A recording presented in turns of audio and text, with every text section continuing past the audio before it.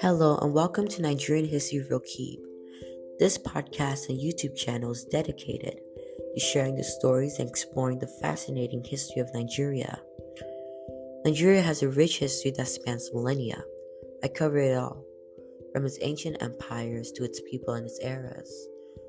So join me on this journey as we explore the rich and fascinating history of Nigeria.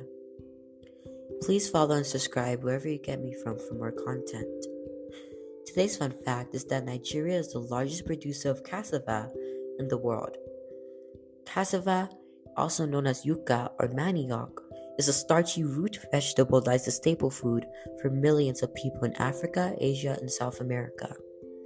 According to the Food and Agricultural Organization of the United Nations, Nigeria produced 54.8 million metric tons of cassava in 2019, which accounted for over 20% of its global production.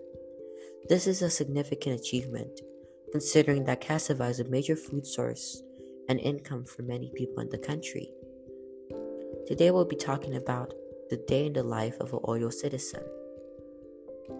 The Oyo Empire was one of the largest and most powerful West African kingdoms of the pre-colonial era. Founded in the 15th century, it lasted until the late 19th century, leaving a rich legacy of political, economic, and cultural achievements. At its peak, the Oyo Empire covered a vast territory that included parts of modern-day Nigeria, Benin, and Togo, and its influence extended even further through trade, diplomacy, and military conquest. In this video, we'll take a closer look at the daily life of an Oyo Empire citizen, exploring their routines, their duties, and customs from morning until night. We will examine how they spent their time, what they ate, how they worked and played, and how they interacted with each other and their environment. By delving into the details of their daily lives, we can gain a deeper appreciation for the complexity and the strange richness of this ancient civilization. The morning routine in the Oyo Empire was an essential part of the day for both men and women. Men would typically wake up early before sunrise to begin their work in the fields. They would start by preparing their tools and equipment, such as hoes and machetes, and head out to the fields to tend to their crop and livestock. Before starting their work, however, men would often take some time to pray and reflect on their spirituality. Religion played a significant role in the daily lives of the people in the Oyo Empire, and many believed that their success in farming and other endeavors was linked to their connection with the divine. After their prayers, men would begin to work in the fields. This was a labor-intensive task that required a lot of physical strength and stamina. Men in the Oyo Empire were skilled farmers and have developed techniques to maximize their yields. They used irrigation systems, crop rotation, and soil enrichment techniques to maintain their fields and ensure a successful harvest. Women, on the other hand, had their own morning routine. They would typically wake up early to begin their domestic tasks, such as cooking, cleaning, and taking care of the children. Women in the Oyo Empire played a crucial role in the local economy by producing textiles. They were skilled weavers who used locally grown cotton to create intricate patterns and designs. Before beginning their work, women would often make some time to pray and reflect on their spirituality. Like men, they believed that their success in weaving and other endeavors was linked to their connection with the divine. Women would often weave together with other women in the community, creating a sense of friends while they had worked. In addition to their domestic duties and weaving, women also played a vital role in the upbringing of the children. They would often spend time teaching them about the values and the customs of the Oyo Empire, passing down important knowledge and skills from generation to generation. As the morning progressed, men and women would come together to share a simple yet nutritious breakfast. Breakfast typically consisted of yams, plantains, or other locally grown crops, along with a protein source such as eggs or meat. The meet was a time for families to come together and share their thoughts and plans for the day ahead. Meat was a symbol of prosperity and growth, and but and it was very rare to come by. Breakfast was a significant meal in the Oyo Empire, as it provided the necessary fuel for the day's work. Families will often eat together, sharing their meal and conversation. It was a time for parents to check in on their children and ensure that everyone was prepared for the day ahead. As breakfast came to an end, men would continue to head back out to the field to continue their work. Women would continue with their domestic tasks, such as cleaning and caring for the children. And weaving would also continue throughout the day, with women also often working on multiple projects at once. As they worked, they might pray. In the fields, the man would use his knowledge and experience to tend to his crops, using traditional techniques to ensure their growth and health. He might use a hoe to still the soil, or use his machete to clear the weeds and brush. He would use his knowledge of the seasons and weather to determine the best time to plant and harvest his crops.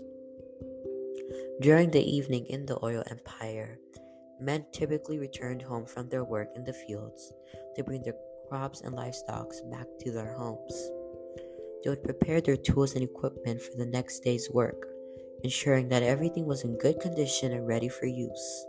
This was a time for men to wind down after a long day and spend time by themselves or with their family. Women, on the other hand, engaged in weaving and other domestic tasks during the evening hours. They would often work in groups, sitting in circles as they weave intricate designs into cloth.